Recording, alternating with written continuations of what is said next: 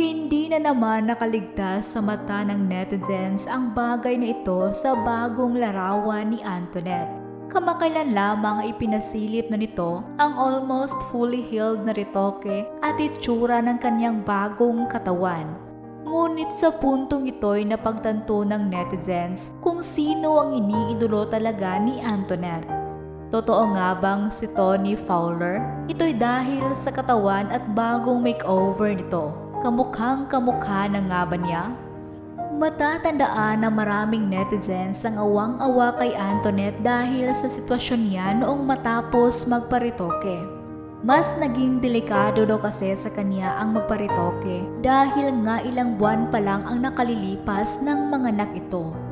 Makalipas ang ilang araw simula ng magparitoke, ibinahagi ni Wamos na hirap umano makahinga si Antoinette dahilan ng matindi na daw nitong pagkahilo. Ngunit ang naging rason ni Antoinette ay hindi para lang umano sa pagpapaganda ang ginawa niya, kundi dahil sa medical purposes matapos siyang madisgrasya.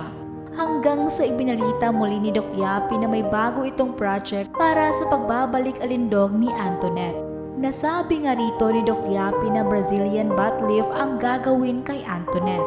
Pinalaki pa umano ni Doc Yapi ang balakang ni Antoinette.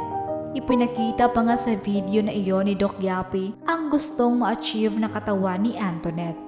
Pagbabahagi pa nga ni Doc Yapi ay 3.5 liters umano ang lahat ng nakuhang taba kay Antoinette.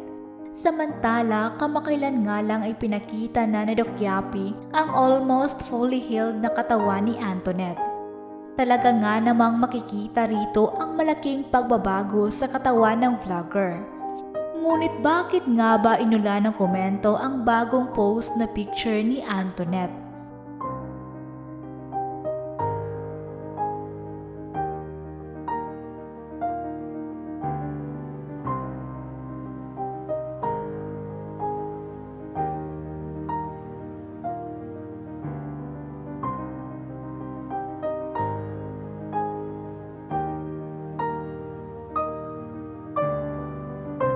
Makikita nga sa social media account ni Antoinette ang kanyang bagong profile picture na talaga nga namang malaking-malaki na ang pagbabago ng itsura nito kumpara sa itsura niya noong kakapanganak lang niya kay Baby Meteor.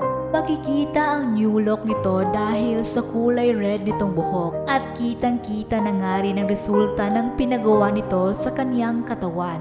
Mukha ngang successful talaga ang pagbabalik alindog ni Antoinette. Sa picture ngang ito ni Antoinette ay proud niyang ibinahagi ang mga klinik at salon na tumulong sa kanya para sa malaking pagbabago ng kanyang itsura. Samantala, maaaring nagkataon lamang na nakikita ng mga netizens ang itsura nito ni Fowler kay Antoinette. Ngunit malamang sa malamang ay may nais rin at original na identity si Antoinette para sa kanyang sarili.